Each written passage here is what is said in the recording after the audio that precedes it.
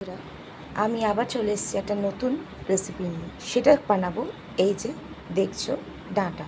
এই ডাঁটা দিয়ে আমরা তরকারি করি, সব কিছু ঝাল ঝোল করে থাকি। তো আজকের রেসিপিটা একদমই অন্যরকম। আজকে এই ডাঁটাগুলো দিয়ে আমরা বানাবো ডাঁটার টক ঝাল মিষ্টি আচার। আচারটা বানাবার জন্য প্রথমেই ধনে, জিরে, শুকনো লঙ্কা হালকা ফ্রাই করে একটা গুঁড়ো মশলা আমরা বানিয়ে রেখে দেবো, যেটা এই আচারে লাগবে। আমাদের গুঁড়ো ভাজা মশলাটা রেডি। এটা পুরো মিহি পেস্ট হবে না, একটু কচা কচা থাকবে, তাতে খেতে ভালো লাগবে। আর বানিয়ে রেখেছি একটা তেঁতুলের কাই। এটা এই ডাঁটার আচারটা বানাতে লাগবে। আমি কড়া বসিয়ে নিয়েছি, তাতে দিয়েছি 2 পলা সর্ষের তেল। তেলটা একটু গরম হলেই তার মধ্যে দিয়ে দেব 5 ফোড়ন আর ছিঁড়ে রাখা একটা শুকনো লঙ্কা ফোড়ন। ভালো করে এবার এটা নাড়াচাড়া করে নেব।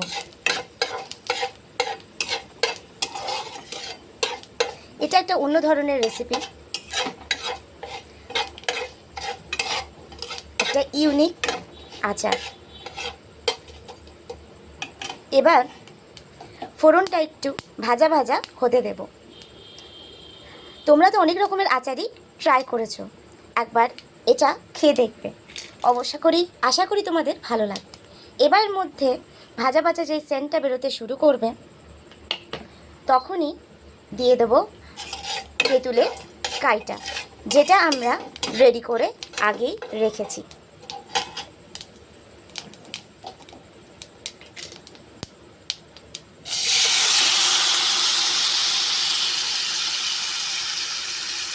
এবার এটাকে ধীরে ধীরে নাড়তে থাকবো, ভালো করে কষে নেব।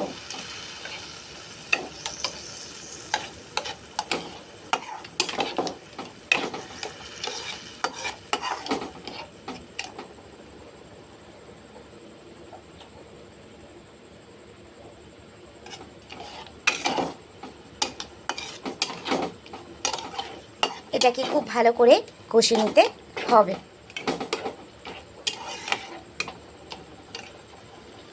এবার বাটি ধোয়া জলটা দিয়ে দেব, যেই বাটিতে আমরা তেঁতুলটা ভুলে রেখেছিলাম, দিয়ে একটু নাড়াচাড়া করে নেব। এরপরে দিয়ে দেব ভেলি গুড়।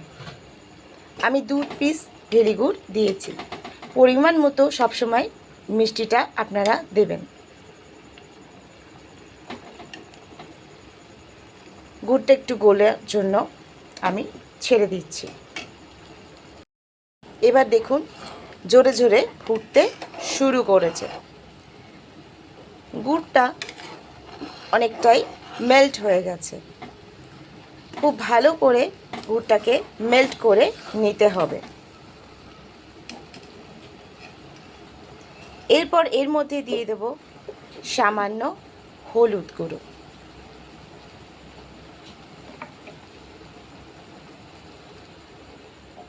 আর দিয়ে দেবো এখানে বিট নুন। যদি বাড়িতে বিট নুন না থাকে তাহলে সাদা নুন আপনারা ব্যবহার করতে পারেন। বিট নুন দিলে এটা খেতে সুস্বাদু হবে।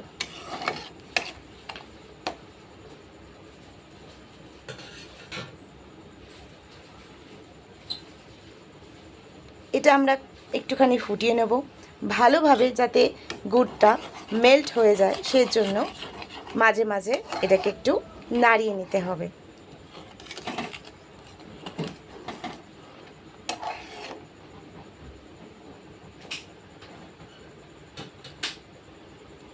দেখুন কি সুন্দর একটা রং হচ্ছে।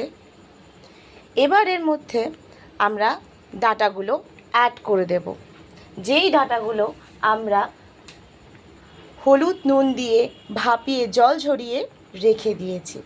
এর ফলে জলটা ঝরিয়ে দেওয়ার ফলে কি হবে, ডাঁটাগুলোর কোনো স্মেল বা কষ ভাব থাকবে না। এবার আমরা ডাঁটাগুলো দিয়ে দেব। ভালো করে মিক্স করে নেব। মিক্স করে এবার এটাকে একটু হতে দেব। এবার দেখো কি সুন্দরটা ফুটছে এবং একটা সুন্দর কালার এসেছে। এবার আমি এর মধ্যে আরেকটু বিট নুন দিয়ে দেব এবং আঁচটা মিডিয়াম আঁচ করে নেব এবং দেব আরেকটু চিনি। এটা টক মিষ্টি একটা ফ্লেভার আসবে। যে যেরকম টক ঝাল মিষ্টি পছন্দ করো সেটা সেরকমভাবেই দিয়ে বানাবে। এবার এর মধ্যে দিয়ে দেব সেই ভাজা করে রাখা ভাজা মশলাটা।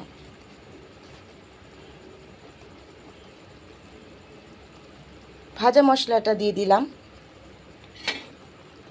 এবার এটাকে খুব ভালো করে নাড়াচাড়া করে নেব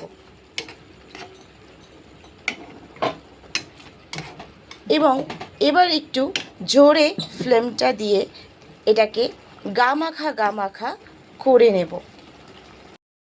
আমার ডাটার আচারটা অলমোস্ট রেডি হয়ে গেছে। দেখো কি সুন্দর একটা কালার এসেছে এবং মাখো মাখো হয়ে গেছে। এরপর শেষে আমি সামান্য একটু চিনি এর ওপর ছড়িয়ে দেব হালকা হাতে, সামান্য। এবং ওই ভাজা মশলা থেকে রাখা একটু মশলা সেটা আমি শেষে একটু এর ওপরে ছড়িয়ে দেব।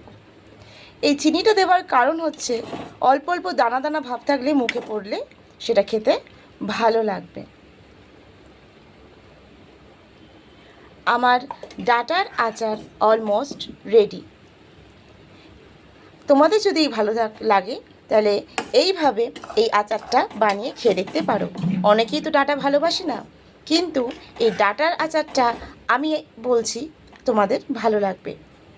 একবার ট্রাই করে দেখতে পারো। যদি ভালো লাগে আমাকে অবশ্যই কমেন্টে জানিও এবং আমাকে ফলো করো। নমস্কার।